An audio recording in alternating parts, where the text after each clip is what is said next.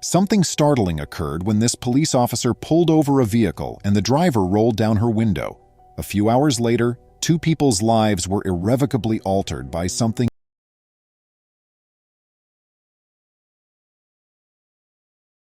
since he had always liked the police profession and his application was accepted. He eventually earned an honors degree and was hired as a fresh recruit. Welcome to USA Stories channel. Do not forget to subscribe and activate the bell button to receive all new updates. Now let's go to the story. Clark's resolve to keep going was strengthened by the comfort he had from knowing that he was doing morally. In addition, he was glad of his job's constant distraction, which meant he wouldn't have much time to think about his personal life. Clark was attractive and had a promising job, but he had given up on relationships since he was never lucky with them. He had no idea that fate had other intentions for him. Clark was given the task of monitoring a nearby freeway 2 years after he began working. Every day seemed to be the same when he went to work.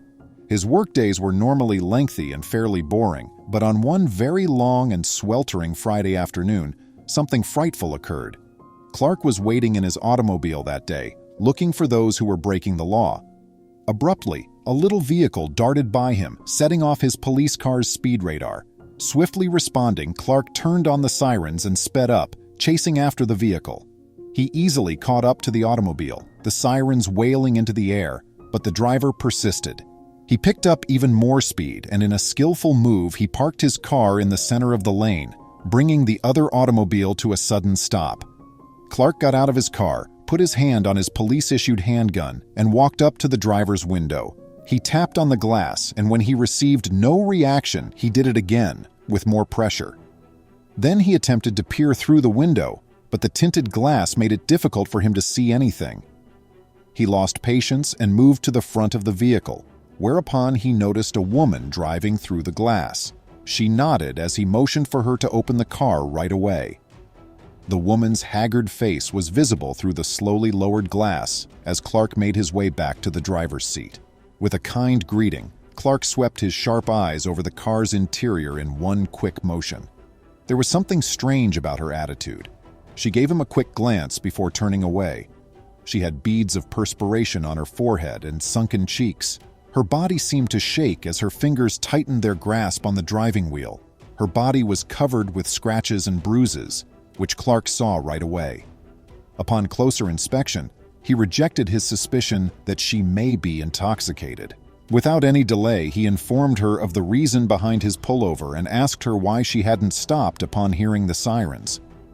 But she had nothing to say to him.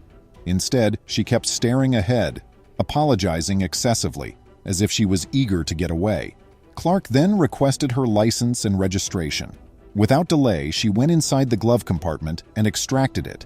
She gave him the paper sheets, and he looked through them and saw that her name was Grace. He was aware that he needed to check her license in the database, but he couldn't get rid of the uneasy sense that she would push the pedal to the extreme and flee. Clark, who was still clutching her paperwork, demanded that she open the trunk so he could see inside, but she angrily refused. His suspicions were verified by this resistance. In order to demonstrate his sincerity, he reiterated his demand and put his hand on the butt of his revolver. After taking a long breath, the woman obeyed. The trunk opened, and Clark hurried to the back of the car. He quickly got his rifle and pointed it into the car as he peered inside. He was shocked to see a guy with a knife in his hand crouching within the trunk. As soon as the burglar saw that Clark was carrying a pistol, he raised his hands in surrender, and the officer told him to come outside. Grace collapsed at that point and began sobbing uncontrollably. She said that the man with the knife was abducting her. When Clark began after them, the man had fled swiftly into the trunk, threatening to murder her if she spoke again. Clark put the stalker in handcuffs and pushed him into the rear of the patrol car. Then, in order to examine Grace's injuries and see whether she was harmed further, he phoned for an ambulance. Grace informed him that she was recently ending an abusive relationship with her assailant while they waited for the paramedics to come. She'd tried to get away, but he persisted in following her and making death threats. Even after she obtained a restraining order against him, he continued his actions.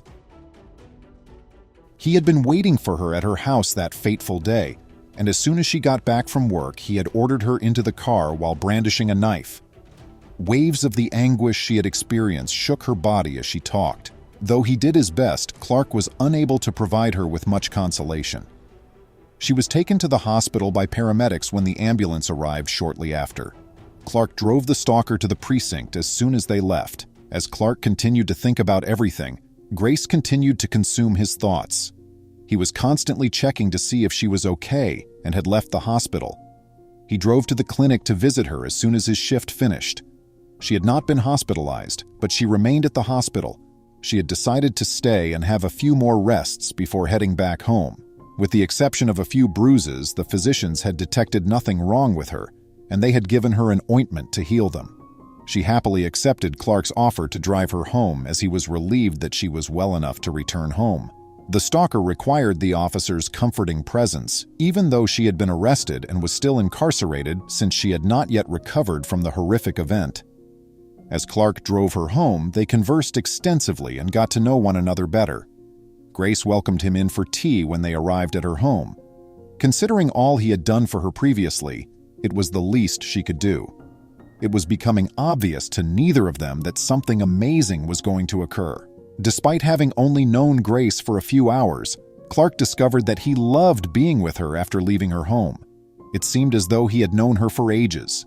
He was desperate to be in her life, to keep her safe and to give her the joy and contentment she deserved. Clark had never felt this way about a woman, so this was an odd experience. It was also shocking to him that he was falling deeply in love with a lady he had just met, as he had given up on love a long time ago. Even though Clark really wanted Grace, he was afraid to tell her so because of the pain from her past relationship. He decided to give her as much time as she needed to heal and simply be a good friend to her for the time being. After they had been dating for around 6 months, Clark summoned the confidence to ask her out.